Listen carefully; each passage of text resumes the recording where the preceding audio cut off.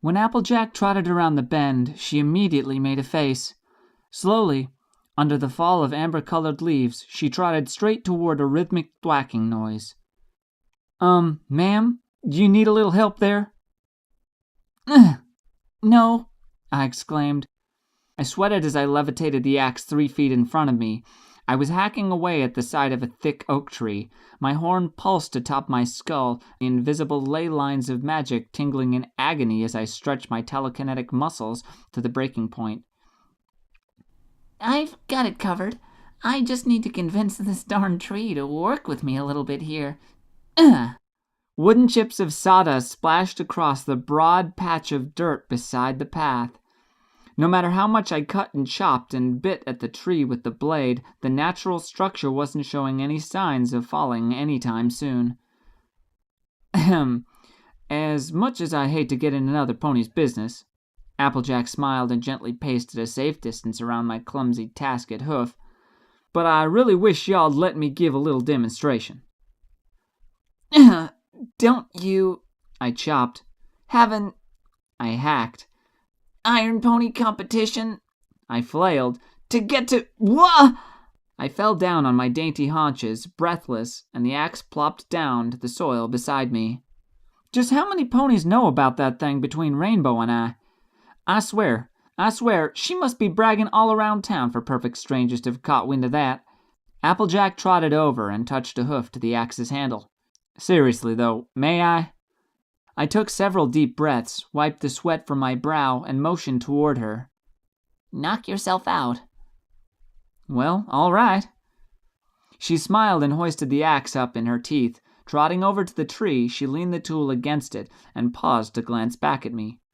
"You see, darling, you're going about it all wrong. If a pony wants to chop down a tree, like this butte here, you gotta judge where the weight of it is leaning, on account that you're fixin' to make it fall where you want to."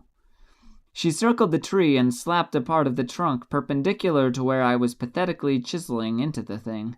Then, once you've chosen the proper place to start cutting, you do it like so. Right here's the best part.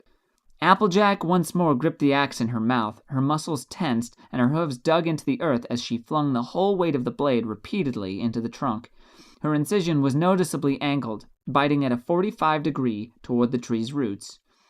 Once the diagonal slice had been made halfway through the tree, she pivoted her swing and chopped horizontally. A visible notch formed neatly in the thick of the structure. Yeesh. I couldn't help but scratch my head and gawk in wonder. "You must have some really, really strong teeth." Applejack finished her task and then spat the axe into the dirt. Yep, I reckon I'd have to. She hadn't even broken a sweat. I watched as she paced around the side of the tree opposite of the notch and squinted at it closely. "I've dealt with trees all my life. I live on an apple farm over yonder. No doubt you've heard of Sweet Apple Acres." "I just might have," I said with a smile. "Still, thanks for the help." "Oh, we ain't done yet, Sugar Cube." Applejack pointed at the bark. "Now, it's time we slice straight into the trunk from the other side of the cut we just made.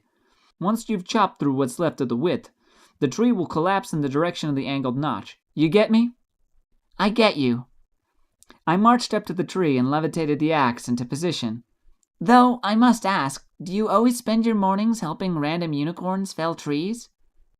"I don't see what's so random about it." Applejack stood safely back from the task and smirked. "You're here in Ponyville trying to make an honest living, from what I gather. It wouldn't be right neighborly of me to just walk on by and let you burn out your little magic horn all crazy-like."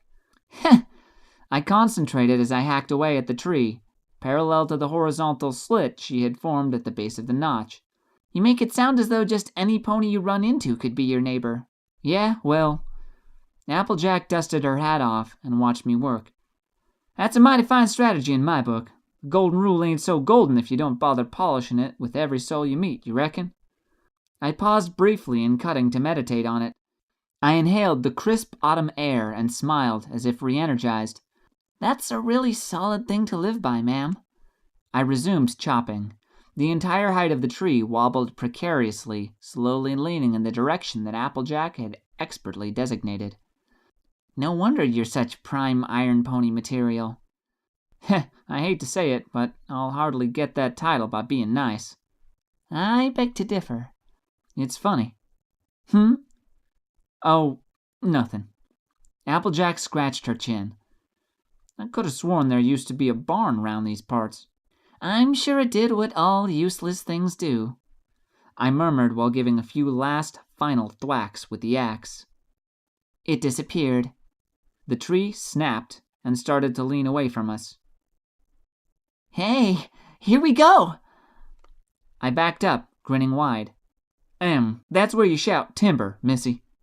Oh, I took a deep breath and opened my mouth wide. Just then, the ground rolled with thunder. Loose leaves fluttered all around us from the tree's heavy collapse to the earth. I blinked and blushed slightly. timber? I looked back at the giggling mare and smiled. I don't suppose that I can just carve it hollow now and live in it, huh?